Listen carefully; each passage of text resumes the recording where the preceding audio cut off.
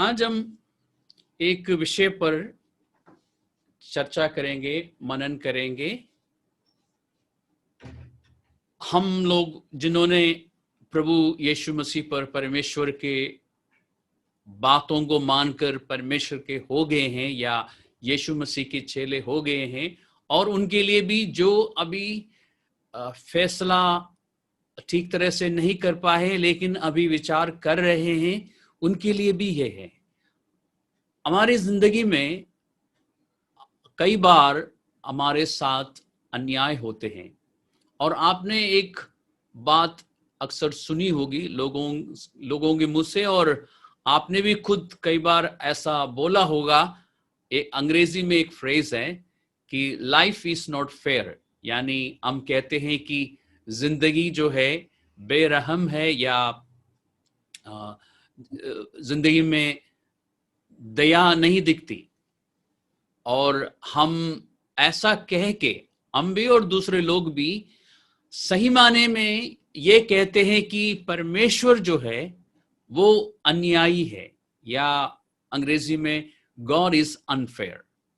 जबकि हम कहते हैं लाइफ इज नॉट फेयर या जिंदगी बेरहम है, हम बहुत ही मिठास के साथ और खूबसूरती के साथ देखा जाए तो परमेश्वर पर, यीशु मसीह पर ये इल्जाम लगाते हैं कि वो अन्यायी है, वो बेरहम है, या वो किसी के पक्ष लेते हैं, किसी को फेवर देते हैं और किसी के साथ अन्याय करते हैं। हमारा कहने का मतलब ये होता है।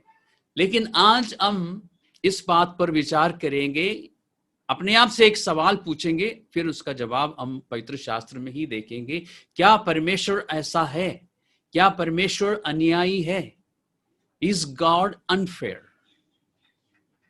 ज्यादातर लोग ऐसा सोचते हैं, विश्वास भी करते हैं, इसलिए वो शिकायत भी करते हैं कि परमेश्वर जिंदगी जो है वो बेरहम है, या लाइफ इज नॉट फेयर। पवित्र शास्त्र हमें ये सिखाता है कि परमेश्वर जो है धर्मी है और उसमें कोई कुटिलता नहीं है, यानी परमेश्वर में कोई भी बुरी बात नहीं पाई जाती। पवित्र शास्त्र ये भी सिखाता है कि परमेश्वर न्यायी है और वो धर्म के साथ न्याय करता है। परमेश्वर के विषय में पवित्र शास्त्र में ये भी लिखा है कि वो किसी का पक्ष नहीं लेते, यानी वो सबको एक जैसा देखते हैं और सबके साथ बराबर न्याय करते हैं, और सबके साथ वो बराबर आशीष और सबको बराबर करुणा दिखाने वाला परमेश्वर है। पवित्र शास्त्र में हम जाएंगे अभी, क्योंकि इस पवित्र बाइबल में बहुत सारी घटनाएं हैं, बहुत सारे लोगों के जीवन के विषय में कुछ बातें लिखी गई हैं जो हमारे सीखने के लिए है। जब हम उनके जीवनों की उन घटनाओं को देखते हैं, उसमें से हमें बहुत कुछ सीखने को मिलता है। हमें ये पता चलेगा कि इंसान ने कहाँ गलती करी। हमें ये भी पता चलता है कि परमेश्वर उन गलतियों को या उन पापों को कैसे बर्दाश्त करते रहे, और आखिर में परमेश्वर ने कैसे उन पर अपना अपना अनुग्रह दिखाया, फेवर दिखाया, इंसान की गलतियों और पापों के बावजूद। ये सब कुछ हमें सीखने को मिलते हैं। इसलिए हम पवित्र शास्त्र बार बार खोलते हैं, अध्ययन करते हैं, लोगों के जीवन की उन घटनाओं को, या अंग्रेजी में उसको नरेटिव्स कहते हैं, हम उन्हें देखते हैं ताकि हमें सीखने को मिले। पवित्र शास्त्र की जो सबसे पहली पुस्तक है, जिसको अंग्रेजी में जेनेसिस बोलते हैं और हिंदी में उत्पत्ति की पुस्तक, उस पुस्तक में एक व्यक्ति के विषय में काफी विस्तार रूप से जानकारी दी गई है। उस व्यक्ति का नाम है जोसेफ, इंग्लिश में और हिंदी में यूसुफ कहते हैं। तो मैं इस पे चर्चा करते हुए यूसुफ कहूं या जोसेफ कहूं, आपको पता है एक ही व्यक्ति के विषय में बात हो रही है। इसके बारे में उत्पत्ति की पुस्तक का 37वां अध्याय में से लेके 40 और 41वां अध्याय तक है, और हम उन सारे अध्यायों को अभी नहीं पढ़ेंगे। आपको संक्षिप्त में ये बताना चाहूंगा कि ये व्यक्ति जब ये जोसेफ नाम का इस व्यक्ति को हम लड़का कह सकते हैं, क्योंकि ये सिर्फ 17 साल का था जब इसके साथ अन्याय होना शुरू हुआ।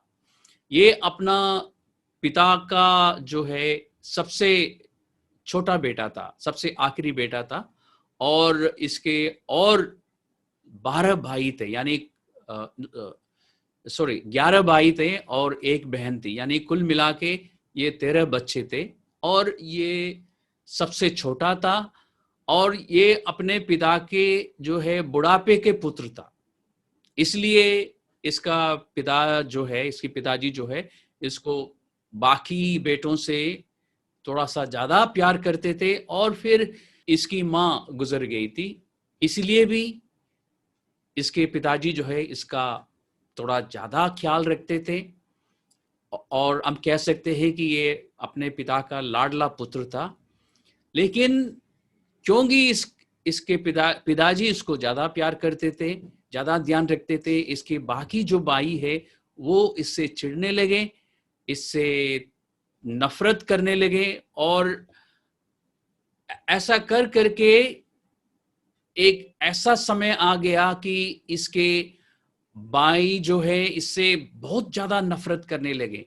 और इसमें एक और विशेषता थी, ये लड़का जो है उस समय 17 साल का था, आज के हिसाब से कहा जाए तो सीनियर स्कूल में था, या सीनियर स्कूल में बोर्ड एग्जाम लेके बिल्कुल आगे बढ़ने की कोशिश में था। उस ऐसी अवस्था या ऐसी एज थी उसकी।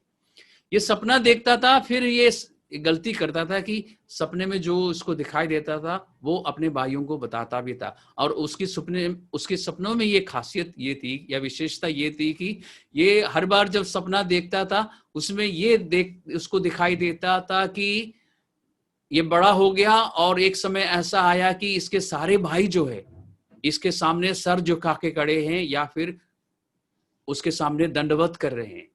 अब सोचिए, अगर सबसे छोटा वाला बेटा ये कहता है कि मैंने अपने भाइयों को कहता है कि मैंने आप सबको मेरे आगे दंडवत करते हुए देखा है, तो कितना गुस्सा आता होगा भाइयों को। और आखिर में इनके भाइयों ने कहा कि एक दिन हम इसको मार डालेंगे, इसको खत्म करेंगे, फिर हम देखेंगे कि इसका सपना कैसे पूरा होता है। और एक दिन फिर उनको ये अवसर मिला। ये इसके ब्रदर्स जो है, इनके जो पिताजी थे वो बहुत ही धनवान थे, और इनके पास भेड़ बकरियों की कमी नहीं थी, यानी आज के ज़माने के हिसाब से हम कहें तो बहुत बड़ा बिजनेसमैन थे। उस ज़माने का भी बहुत बड़ा बिजनेसमैन थे, बहुत सारी भेड़ बकरियों को ये रखते थे, फिर उनको चराने के लिए वो दूर दूर इनके ब्रदर्स जो है, भाई जो है ले जाते थे। और एक दिन, और कभी कभी ये भी साथ जाता था, कभी कभी ये घर पे ही रह जाता था। और एक दिन इसके पिताजी ने कहा कि तेरे भाई जो है भेड़ बकरियों को लेके दूर चले गए हैं, जाके एक बार देखो कि वो कैसे हैं और भेड़ बकरियों का हाल क्या है, एक बार देख के आओ और मुझे बताओ। और ये फिर चला गया, और ये घर से बहुत दूर चले गए थे। और जब इसके भाइयों ने देखा कि ये सपनदर्शी जो है, सपना देखने वाला जो आ रहा है, तो इन्होंने कहा कि अब हमें मौका है, हम इसको मार डालेंगे, किसी गड्ढे में फेंक देंगे, और फिर पिताजी को जाके बोलेंगे इसके जो कपड़े हैं हम उसके कपड़े उतार देंगे एक, और या बाहर जो उसने जो अंगरखा पहन रखा है, कोट ओवरकोट जो पहन रखा है, उसको हम किसी जानवर को मारेंगे और उसका खून इसमें लगा के हम पिताजी को दिखा देंगे। और फिर पिताजी को समझ आएगा कि ये जब अकेले सफर कर रहा था घर से, तो किसी जंगली जानवर ने इसको पकड़ा है, इसको मारा है, और फिर हम इसका जो हम कत्ल करेंगे उसको हम छिपा सकेंगे, और हम पर कभी भी शक नहीं होगा। इस तरह इन्होंने एक षड्यंत्र बनाया, और फिर जब ये आया तो इसको मारने के इरादा बिल्कुल था, लेकिन फिर भाइयों में से एक ने कहा कि हम ऐसा नहीं करेंगे, ये हमारा ही भाई है, और इस पर हम हाथ नहीं उठाएंगे, सिर्फ हम इसको एक गड्ढे में या कुएं में डाल देंगे जिसमें पानी ना हो, और ये अपने आप ही मर जाएगा, तो इसका खून का दोष जो है हमारे सिर पर नहीं होगा।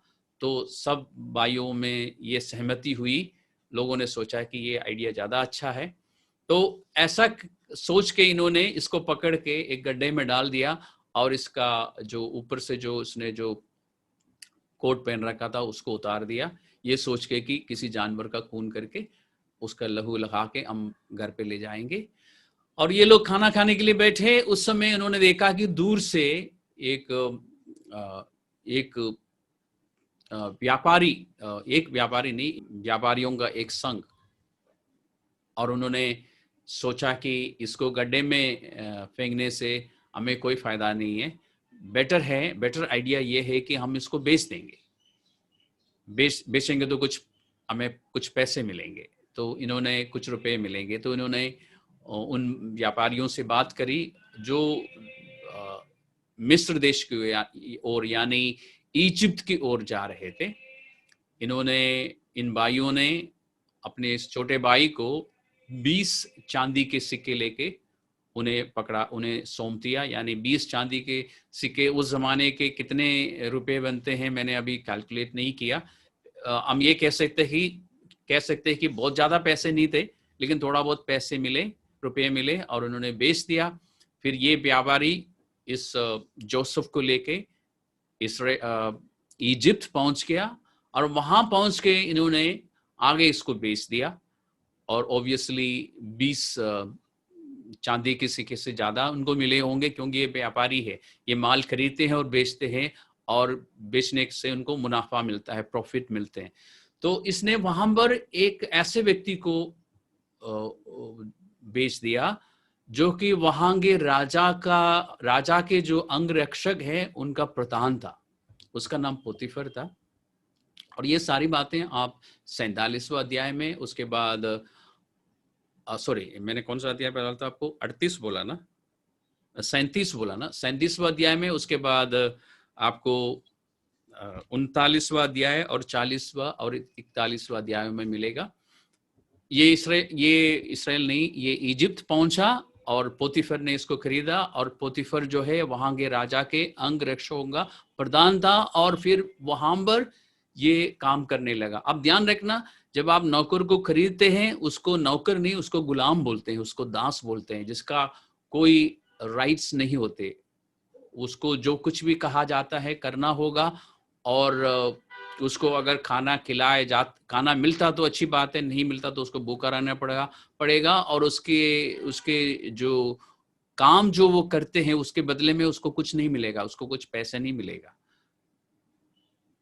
ऐसा एक दास बन के वहां पे रहा। लेकिन पवित्र शास्त्र ये कहता है कि परमेश्वर उस लड़के के साथ था। और ध्यान देने वाली बात यह है, इसके साथ अन्याय हो रहा है, इसके भाइयों ने इसे बेच डाला, इसका कोई कसूर नहीं था, और अक्सर हमारे साथ भी ऐसे ही हुआ है, और एक से ज्यादा बार हमारे बचपन से लेके अब तक कई बार अन्याय हुए होंगे, और हमने भी कई बार ऐसे सोचा होगा कि परमेश्वर ने हमारे साथ ऐसा होने क्यों दिया, या हमारे साथ परमेश्वर अन्याय क्यों कर रहे हैं। जैसे उदाहरण के लिए, जो गरीब घर में पैदा हुए हैं, उनके मन में कभी ना कभी ये सवाल आया होगा, अगर नहीं आया तो बहुत अच्छी बात है, लेकिन कभी कभी आया होगा ना कि मैं क्यों गरीब घर में पैदा हुआ, परमेश्वर ने मुझे एक गरीब के घर में पैदा होने क्यों दिया। हम अमीर लोगों को देखते हैं जिनके पास पैसे हैं, गरीब घर में पैदा होने का मतलब यही हुआ ना कि हमारे पास वो सब कुछ नहीं होंगे जो हम चाहते हैं, और हम फिर अच्छे स्कूल में हमारी पढ़ाई नहीं होगी, हम साधारण हिंदी मीडियम स्कूल में जाएंगे, जिसको हम पाठशाला बोलते हैं, वहां पर जाके पढ़ाई करेंगे, और अंग्रेजी कभी सिखाई जाती तो ठीक है, नहीं तो अंग्रेजी भी हम सीख नहीं पाते, हम बाकी लोगों की तरह अंग्रेजी में बात नहीं कर पाएंगे। और हमारे मन में ये विचार आते हैं कि परमेश्वर ने ऐसा क्यों नहीं दिया, ऐसा होने क्यों दिया, परमेश्वर ने हमारे साथ अन्याय क्यों किया। और हम कई बार परमेश्वर का नाम नहीं लेते, लेकिन इतना बोलते हैं कि लाइफ इज नॉट फेयर, जिंदगी में अन्याय है, जिंदगी बेरहम है। और कहने का मतलब है कि परमेश्वर ने हमारे साथ अन्याय किया, लेकिन दूसरों को फेवर दिया। हम देखते हैं कि यहाँ पर क्या हो रहा है कि इस लड़के के साथ अन्याय हुआ, इसने इसके विषय में कुछ बोला है नहीं, पवित्र शास्त्र में नहीं लिखा है, लेकिन ये जरूर लिखा है कि इसके साथ परमेश्वर था। और ध्यान देने वाली, सबसे ज्यादा ध्यान देने वाली बात यह है कि परमेश्वर उसके संग रहा।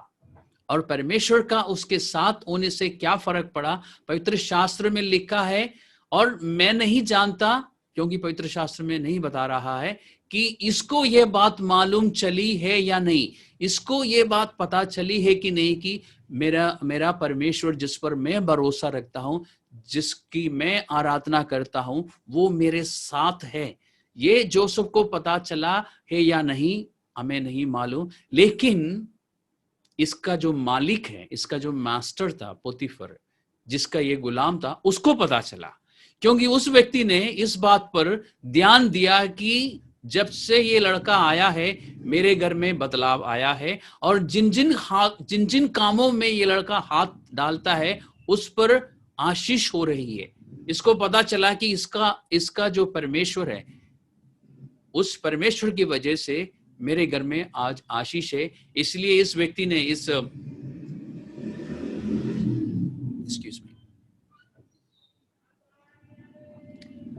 इसका मालिक ने इसके सारे घराने को इसके हाथ में सौंप दिया, यानी इसके घर में और जितने भी नौकर चाकर थे और इसके बच्चे, सबके ऊपर निगरानी करने का काम, जिम्मेदारी इसको दी। और इसके अलावा इसकी जो भी संपत्ति है, धन दौलत, सब कुछ इसका, जो भी ये करते थे, अंगरक्षकों का प्रदान होने के अलावा जो कुछ इसका अपनी पर्सनल बिजनेस या संपत्ति, सब कुछ जोसेफ के हाथ में छोड़ दिया। और पवित्र शास्त्र ये भी कहता है कि इसका मालिक को अपनी संपत्ति के विषय में कुछ भी नहीं पता था, क्योंकि जोसेफ बहुत अच्छी तरह सब बातों को संभाल रहा था। कारण क्या है? क्योंकि परमेश्वर उसके साथ था। लेकिन कुछ समय के बाद एक और दुर्घटना या ट्रेजेडी हुई। पवित्र शास्त्र में लिखा है कि जोसेफ जो है, अब कितने साल का होगा?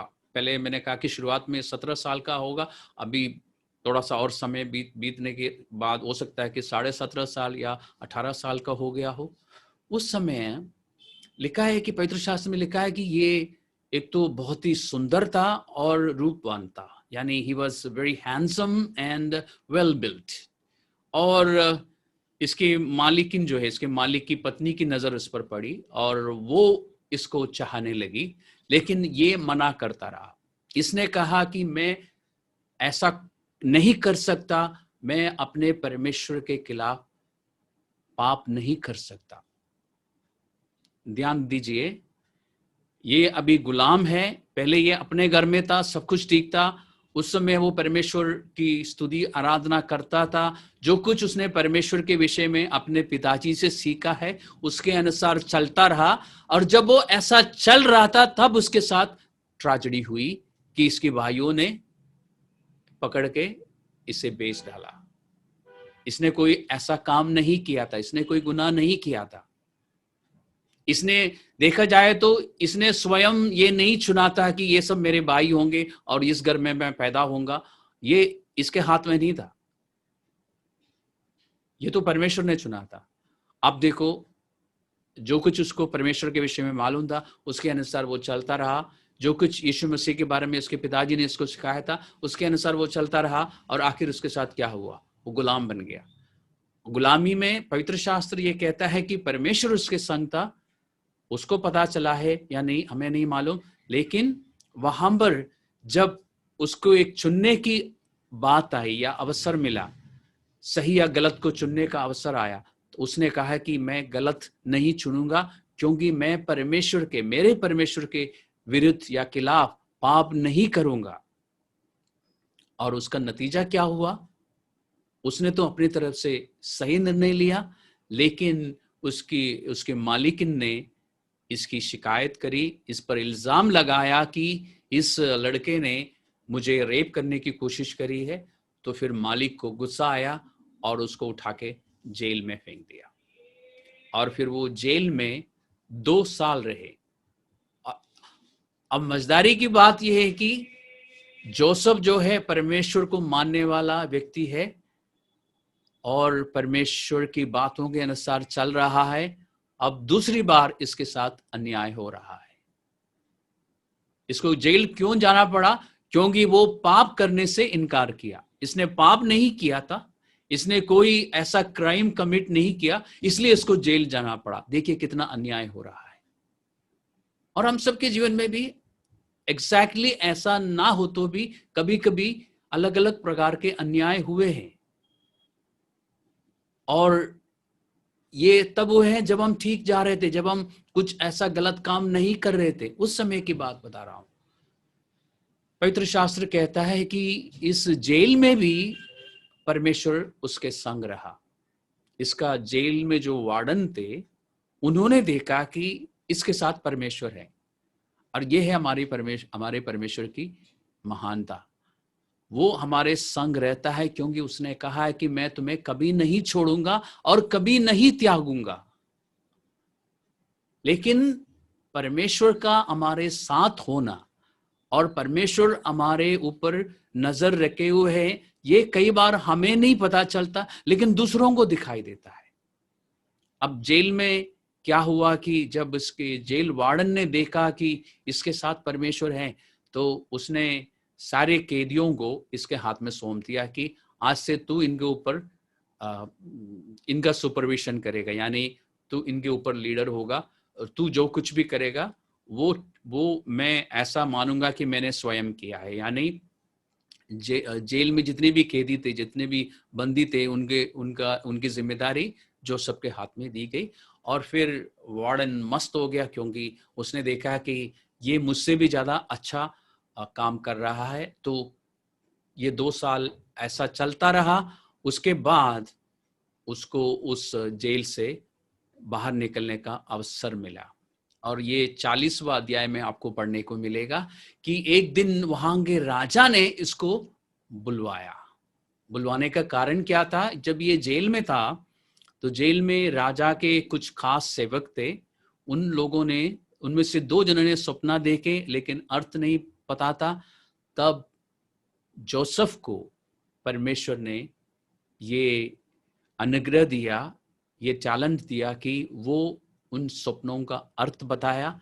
और फिर जोसेफ ने जैसे बताया वैसे ही हुआ। और उनमें से एक सेवक वापस राजा के सेवा करने लगे। और जब राजा ने सपना देखा, फिर वो काफी परेशान हुआ कि भाई इस सपने का अर्थ क्या है, कोई मुझे बताए। तब जो राजा का सेवक जो पहले जेल में था जोसेफ के साथ, उसने बताया कि राजा ऐसा है, जेल में एक बंदा है जिसका नाम जोसेफ है, वो अर्थ बता सकता है। फिर राजा ने उसको बुलवाया। फिर वो जेल में से निकला, अपना कपड़े, जेल के कपड़े वगैरह, जेल में जो कपड़े पहनता था वो सब बदला, और अपना बाल वगैरह कटवाया, दाढ़ी वगैरह बनवा के बिल्कुल स्मार्ट होके राजा के सामने पेश हुआ। राजा ने अपना सपना बताया। इसने राजा को अर्थ बताया कि आने वाले 7 सालों में इजिप्ट में बहुतायत होगी, फसल अच्छी होगी, और उसके बाद 7 साल फिर अकाल पड़ेगा। इसलिए हमें इन 7 सालों में जब बहुतायत होगी, हमें अनाज वगैरह जो है स्टोर करना होगा, ताकि आने वाले अकाल का असर हमारे इस देशवासियों पर ना पड़े। तो राजा बहुत खुश हुए। राजा ने कहा कि फिर हमें एक ऐसा व्यक्ति चाहिए जो परमेश्वर से सुनकर सारे कामों को संभालने वाला हो। और हमारे देश में तो ऐसा कोई नहीं है, लेकिन मैं देख रहा हूं कि तुझ में परमेश्वर की आत्मा है, इसलिए मैं चाहूंगा कि तुम मेरे प्राइम मिनिस्टर बन जाओ। और जोसेफ ने उस ऑफर को स्वीकार किया, और उस दिन से वो उस देश का प्राइम मिनिस्टर बना, यानी वो सेकंड इन कमांड बना। और ये बात जो मैं आपको बाइबल में से बता रहा हूं, ये सिर्फ बाइबल में नहीं, इजिप्ट का इतिहास में भी है, आप पढ़ सकते हैं। इजिप्ट के इतिहास में भी है कि एक हिब्रू, जिसको हिंदी में हिब्री बोलते हैं, एक हिब्रू बंदा वहां पर आया था, और फिर वो बाद में जाके वहां का प्राइम मिनिस्टर बना। और उसकी वजह से उस देश में आशीष बनी रही, यानी अकाल पड़ने के बावजूद उस देशवासियों के पास अनाज रहा, क्योंकि जोसेफ ने परमेश्वर से बुद्धि पाकर उस देश को चलाया। राजा ने ये तक कहा कि ये पूरा देश जो है तेरे हवाले में है, मेरी प्रजा और मेरे कर्मचारी जो है तेरी बातों को मानेंगे, सिर्फ राजगद्दी जो है, सिर्फ सिंहासन जो है मेरे पास होगा, बाकी सब कुछ तेरे पास है। लेकिन शुरू से ऐसा नहीं था। जब ये सिर्फ 17 साल का था, तब से, उससे पहले कितना अन्याय हुआ हमें नहीं पता, लेकिन जब ये 17 साल का था, तब से इसके भाइयों ने इससे नफरत करना शुरू की, और उसके बाद इसको बेच डाला। इसका कोई कसूर नहीं था। 2 बार हमने देखा कि इसके साथ ट्रेजेडी हुई। एक बार भाइयों ने बेच दिया, उसके कहा जाए तो 2 बार ये बिक गए थे। एक बार भाइयों ने बेच डाला, दूसरी बार उन व्यापारियों ने बेचा इसको, और फिर उसके पोतीफर के घर में इसके साथ अन्याय हुआ, ट्रेजेडी हुई। ये 2 साल इसको जेल में रहना पड़ा। लेकिन आखिर में हम क्या देखते हैं कि परमेश्वर ने उसको वहां से निकाल कर एक महान पदवी उसको मिली, एक ऐसा स्थान में इसको उस देश का जो इसका अपना नहीं था, शासन करने का मौका मिला। और फिर जब तक ये जीवित रहा, ये वहां का प्राइम मिनिस्टर बन के रहा।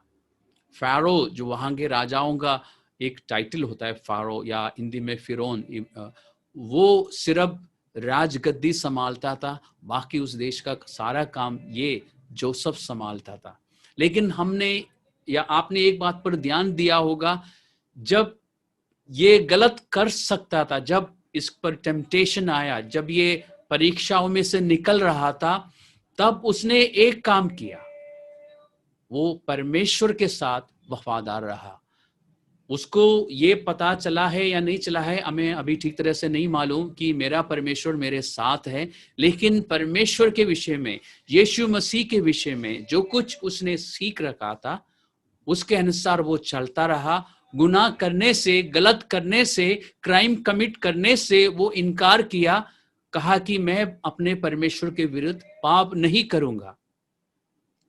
परमेश्वर के प्रति वो वफादार रहा, और आखिर में उसने क्या देखा कि परमेश्वर ने उसको उस जगह से, जहां पे जिसमें से वो गुजर रहा था, उठा के उसको एक बहुत बड़ी जगह पर, एक बहुत बड़े स्थान पर रखा। और उसके बाद उसके साथ, या हम कह सकते हैं कि उसको न्याय मिला, यानी परमेश्वर का फेवर जो है, परमेश्वर का अनुग्रह जो है, उसको मिलता रहा। फिर लंबे समय तक, जब तक वो जीवित रहा, उसने परमेश्वर का फेवर या परमेश्वर का अनुग्रह का आनंद लिया। और इस घटना में हम क्या देखते हैं कि चाहे आपके साथ कुछ भी होता रहे, चाहे आपको बार बार परीक्षाओं में से निकलना पड़ रहा हो, चाहे आपके साथ अन्याय हो रहा हो, और यदि आपके साथ अन्याय हो रहा है और आपको लगता है कि इस संसार में किसी अधिकारी के पास जाने से आपको न्याय मिल सकता है, तो आप जाइए, कोशिश कीजिए। लेकिन अगर आपको लगता है कि इस स्थिति में कोई भी मनुष्य, कोई भी मानसिक अधिकारी मेरी सहायता नहीं कर सकता, या किसी मनुष्य की ओर से, किसी अधिकारी की ओर से जो इस पृथ्वी पर है, मुझे न्याय नहीं मिल सकता, तो आपके पास फिर एक ही ऑप्शन है, आप परमेश्वर की ओर देखते रहिए, परमेश्वर के साथ वफादार रहिए। परमेश्वर की बातें, प्रभु यीशु मसीह की बातें, बाइबल की बातें, जितनी बातें आपको मालूम है, उनके अनुसार चलते रहिए, परमेश्वर के प्रति वफादार रहिए, और छुटकारा आपको जरूर मिलेगा। क्योंकि जब समय पूरा होगा, जब आपकी परीक्षा का समय जब पूरा हो जाएगा, आप परमेश्वर को देखेंगे, परमेश्वर के हाथों को देखेंगे, परमेश्वर की ओर से फेवर या अनुग्रह आप देखेंगे। और आपकी परीक्षा हो सकती है कि लंबी हो, यानी लंबे समय के लिए हो सकता है कि थोड़े समय के लिए हो, लेकिन इस बात से कोई फर्क नहीं पड़ता। जब आपके परीक्षा का समय पूरा हो जाएगा, आप परमेश्वर को देखेंगे, वो आपको छुड़ाएंगे, और फिर आपको ऐसी जगह पर खड़ा करेंगे जो आपको उस समय समझ आएगा कि आप अपनी ताकत से या किसी मनुष्य के कारण नहीं, सिर्फ परमेश्वर की वजह से आप उस जगह पर खड़े होंगे, उस स्थान पर खड़े होंगे। और आपको ये भी मौका मिलेगा कि आप वो जिन्होंने आपके साथ अन्याय किया, वो भी देखेंगे कि हमने ये सब कुछ किया, हमने इसके साथ अत्याचार किया, लेकिन परमेश्वर ने इसको छुड़ाया और ऐसे स्थान पे खड़ा किया। पवित्र शास्त्र में आपको ये भी पढ़ने को मिलेगा कि इस जोसेफ ने अपने सपने में जैसे देखा था कि मेरे भाई लोग जो है एक दिन मेरे सामने खड़े हैं और मेरे आगे दंडवत कर रहे हैं, ऐसा हकीकत में हुआ भी है। एक दिन इसके सारे भाई जो है इसके सामने आए और उन्हें जब पता चला कि ये हमारा छोटा भाई है, लेकिन आज वो इजिप्ट में प्राइम मिनिस्टर है, तो पवित्र शास्त्र में लिखा है कि इसके भाइयों ने इसके सामने दंडवत किया, लेकिन जोसेफ ने अपने भाइयों को माफ किया, उसने बदला नहीं लिया, क्योंकि हमने देखा है कि शुरू से वो परमेश्वर के प्रति वफादार रहा, परमेश्वर की बातों को मानता रहा। और परमेश्वर ने उस समय भी जब ये परीक्षा में से निकल रहा था, और हमारे लिए सीखने की बात यह है कि चाहे हमें पता चले या ना चले, हमारे जीवन में जब परीक्षाएं आती है, जब हमारे साथ अन्याय होता है, नाइंसाफी होती है, तब परमेश्वर हमारे साथ है और वो हमारे ऊपर अपनी कृपा दृष्टि रखता है और हमें फेवर देता है। कई बार हम पहचान नहीं पाते, वो तब भी हमें आशीष देता है। लेकिन आखिर में जब हमारी परीक्षा का हमारे साथ जो हो रहा है उसका समय जब पूरा होता है, हमारा परमेश्वर हमें उसमें से निकालता है, फिर हमें ऐसे स्थान पे खड़ा करता है जहां पर हम देख पाएंगे कि अब वाकई में हमारे पास आशीष है। इसलिए मैं आपसे कहना चाहूंगा, जो यीशु मसीह पर विश्वास करते हैं, जो यीशु मसीह के अनुयायी है, उनसे भी, और जो अभी फैसला नहीं कर पा रहे हैं उनसे भी, कि पवित्र शास्त्र की बातों को मानकर चलते रहिए। जब आपके साथ अन्याय होता है तो परमेश्वर की ओर देखिए। इस घटना से हमें क्या सीखने को मिलता है कि जोसेफ ने हमेशा परमेश्वर के वचन के अनुसार चलने की कोशिश करी। हम भी ऐसा ही करेंगे, क्योंकि इस संसार में अन्याय होता है, इस संसार में रहकर कई बार हमारे साथ अत्याचार होता है, लेकिन परमेश्वर की आंखें बंद नहीं है। परमेश्वर को, यीशु मसीह को दिखाई दे रहा है कि हमारे साथ नाइंसाफी हो रही है, लेकिन कई बार प्रभु यीशु मसीह हमें उन परीक्षाओं में से निकलने देता है, क्योंकि जब हम परीक्षा में से निकलकर परमेश्वर के वचन के अनुसार चलते चलते हम उस परीक्षा में से विजयी होकर बाहर निकलेंगे और परमेश्वर की ओर से आशीषें, परमेश्वर के फेवर हमारे जीवन में दिखाई देंगे। इसलिए मैं आप सब लोगों को इस बात में एनकरेज करूंगा कि जब हमारे साथ अन्याय होता है, जब हम इस तरह की परीक्षाओं में से निकलते हैं, तो कभी भी परमेश्वर पर दोष मत लगाना, कभी भी मन में ये मत सोचना कि परमेश्वर ने हमारे साथ ऐसा क्यों होने दिया। अगर परमेश्वर होने दे रहा है, उसमें हमारी कुछ भलाई है, क्योंकि अंत में जाकर हम विजयी होकर निकलेंगे और परमेश्वर की महानता को देखेंगे, परमेश्वर की आशीषों को देखेंगे, और सबसे ज्यादा परमेश्वर का अनुग्रह, उसकी अति कृपा हम देखेंगे, और वो लंबे समय तक हमारे साथ होंगे, यानी उसका आनंद लंबे समय तक हम ले पाएंगे। हमारी परीक्षाएं अक्सर आप देखेंगे थोड़े समय के लिए है, लेकिन परमेश्वर की आशीष और अनुग्रह जो है वो लंबे समय के लिए होगा। इसलिए हम परमेश्वर की बातों को मानते रहेंगे और अपनी परीक्षा के समय में अपने साथ जब अन्याय होता है, उस समय हम ये नहीं पूछेंगे कि परमेश्वर हमारे साथ या मेरे ही साथ ऐसा क्यों हो रहा है। कहने का मतलब ये है कि हम कहते हैं कि बाकी सब मजे में है, सिर्फ मेरे ही साथ हो रहा है, लेकिन हकीकत ये है कि सबके साथ कुछ ना कुछ हो रहा है, सबके जीवन में परीक्षाएं आती है। आइए हम परमेश्वर का धन्यवाद करते हैं इन बातों के लिए जो आज हमें सीखने को मिली, और हम इस पर फर्दर स्टडी करेंगे, जो लोग स्टडी करना चाहते हैं, और परमेश्वर और भी समझ आपको देगा और हम इसको प्रैक्टिस करेंगे।